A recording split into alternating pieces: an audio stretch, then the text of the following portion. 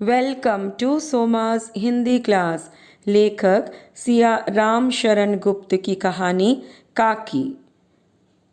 इस वीडियो में काकी संक्षिप्त कहानी का सारांश बताया जाएगा। श्यामू सुबह सवेरे उठ गया। उठते ही उसने देखा उसकी काकी उमा नीचे से ऊपर तक एक कपड़ा ओढ़े हुए कंबल पर लेटी हुई है। घर में लोगों की भीड़ है और सभी रो रहे हैं। उसे समझ नहीं आया कि यह क्या हो रहा है। जब लोग उमा को शमशान ले जाने लगे तब श्यामू रोने पीटने लगा। उसे समझ में नहीं आ रहा था कि उसकी काकी को लोग इस तरह क्यों ले जा रहे हैं। उसे दाह संस्कार में भी नहीं जाने दिया और उससे कहा गया कि उसकी काकी मामा के यहाँ गई है। लेकिन यह बात ज़्यादा दिनों तक छिपी ना रही। आसपास के बच्चों से पता चल गया कि उसकी काकी भगवान राम के पास चली गई है। कई दिन बीत गए। श्यामू का रोना पीटना कम हुआ, लेकिन उसके मन में काकी के जाने का शोक बस गया। एक दिन उसने आसमान में पतंग उड़ती देखी तो उसके मन में ख्याल आया कि वह भी एक पतंग राम के पास भेजेगा और राम जी उसके काकी को उसके पास भेज देंगे। वह भागता हुआ काका विश्वेश्वर के पास गया और एक पतंग दिलाने को कहा।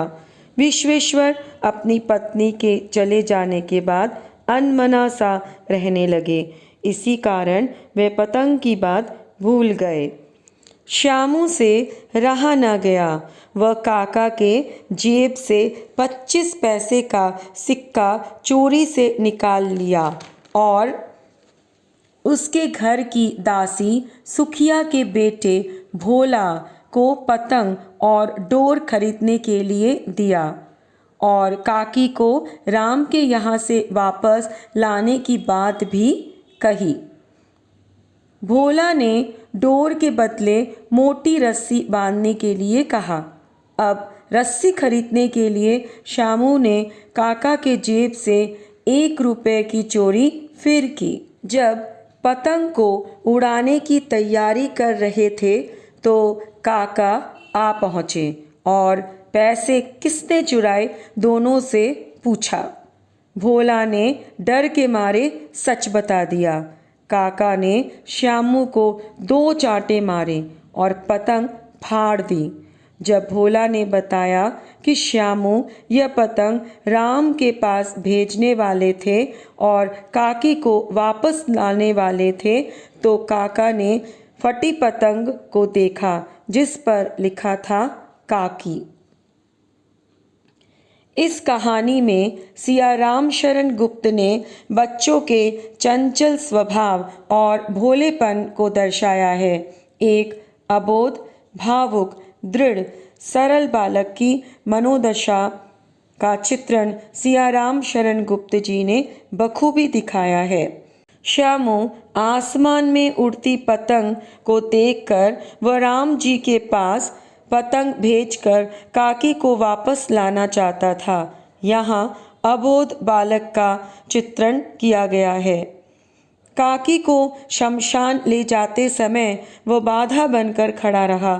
बड़ी कठिनाई से उसे रोका जा सका। यहाँ भावुकता का चित्रण है। पतंग देखकर पतंग राम जी के पास भेजकर काकी को वापस लाने की चेष्टा, यहाँ दृढ़ता का चित्रण है। पतंग में काकी का नाम लिखना, जिसे देखकर काकी वापस आएगी की कल्पना करना, सरलता का चित्रण किया गया है। सियाराम शरण गुप्त की संक्षिप्त कहानी काकी की पूरी कहानी देखने के लिए डिस्क्रिप्शन बॉक्स में दिए गए लिंक में क्लिक करके आप वह वीडियो देख सकते हैं। अगर वीडियो ज्ञानवर्धक लगे तो लाइक और चैनल को सब्सक्राइब करें। धन्यवाद।